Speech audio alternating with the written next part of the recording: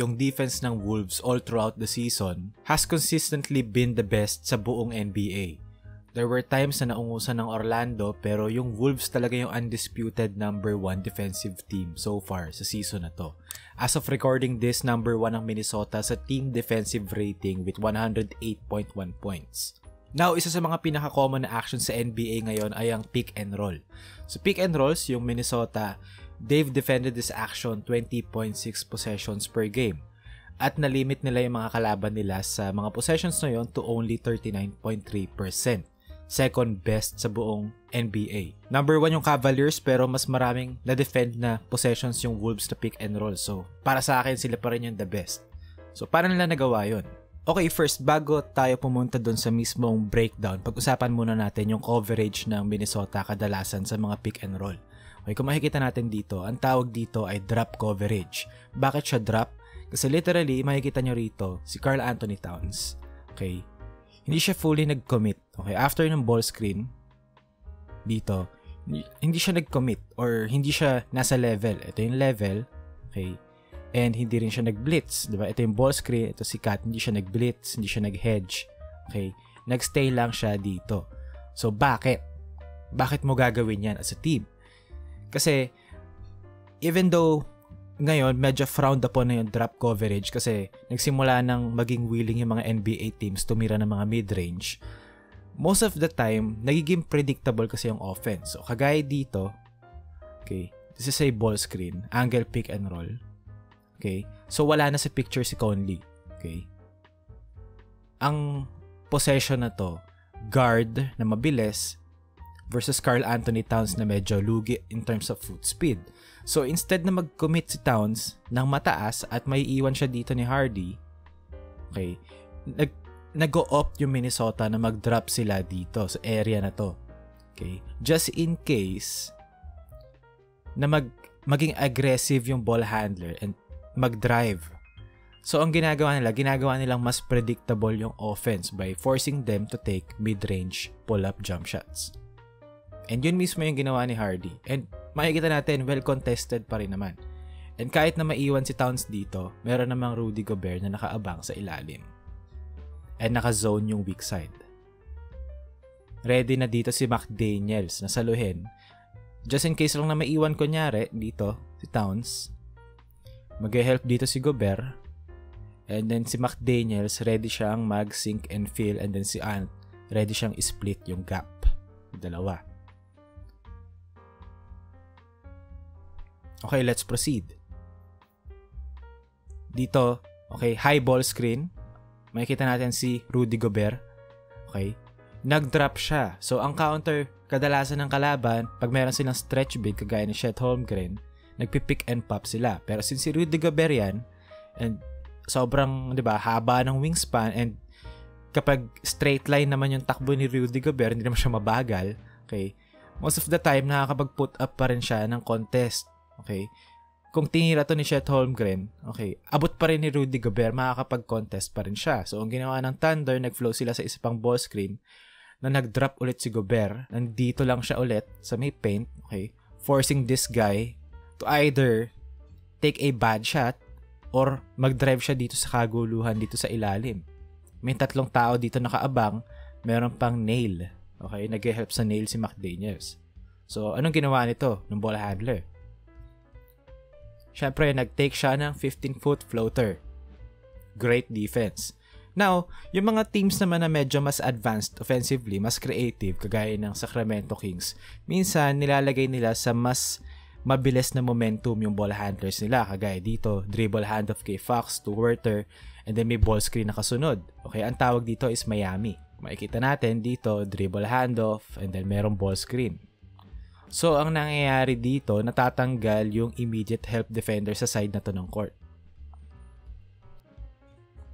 Kung makikita natin na wala sa action si McDaniels.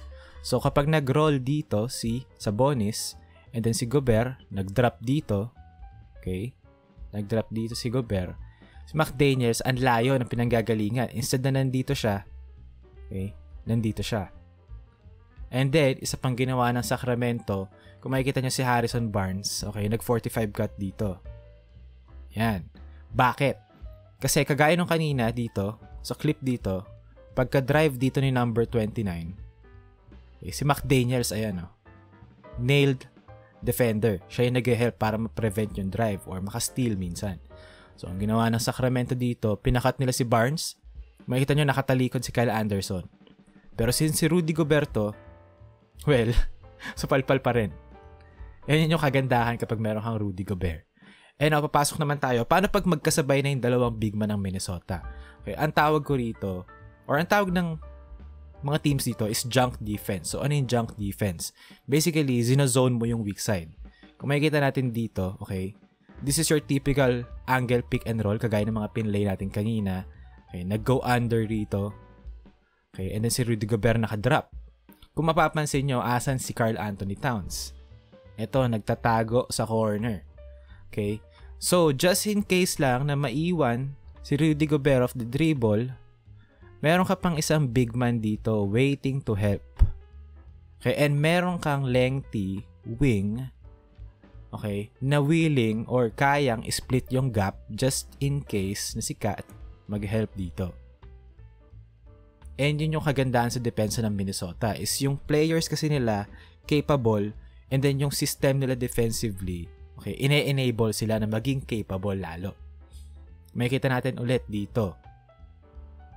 Okay, spread pick and roll. Asan si Cat ulit? Andito sa ilalim. Just in case lang, okay, sabihin natin si D'Lo makadrive dito, and then si Gobert may iwan one-on-one. Okay, meron kang Karl Anthony Towns dito waiting to help. So, ano nangyari? Nireject nga ni D'Lo yung screen and napersa siya tumira ng bad shot off the dribble. Okay, dito again, transition. Okay, D'Lo. Okay, napersa ulit siyang tumira ng bad shot. Pero asan si Cat? Again, nagtatago dito sa weak side. So, again, dito, okay, ball screen. Si Naz Reid, okay, hindi siya kagaya ni Rudy Gobert na mahaba at defensive, 'di ba? Alam na naman natin kung ano kayang gawin ni Rudy Gobert. Si Naz Reid medyo average in terms of defense. So, ang ginagawa ng Minnesota, medyo inaangat nila ng konti. Instead na sobrang drop niya, yung drop ni Naz Reid at the level. Okay? Andito siya sa medyo taas instead na dito. So, ngayon, kahit na medyo out of position, okay, sabihin na natin na medyo out of position si Naz Reid. Kasi ang taas niya mataas talaga to eh. Okay, meron ka Rudy Gobert sa ilalim, naghihintay. Just in case na may iwan. So, napersa nila na mag-turnover. Okay, again dito, 5-out pick and roll. Nakadrop si Cat. Okay? Ito si Cat. Guess what? Yung weak side nakaabang, naka-zone.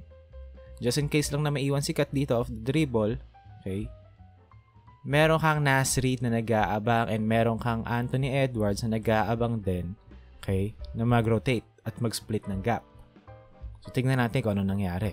Okay? Dumrive si Reeves, okay? Si Naz Reid dito, nag-drop, nag-help, okay? And then si Anthony Edwards nandito, nakaabang. So, ano nangyari? Turnover.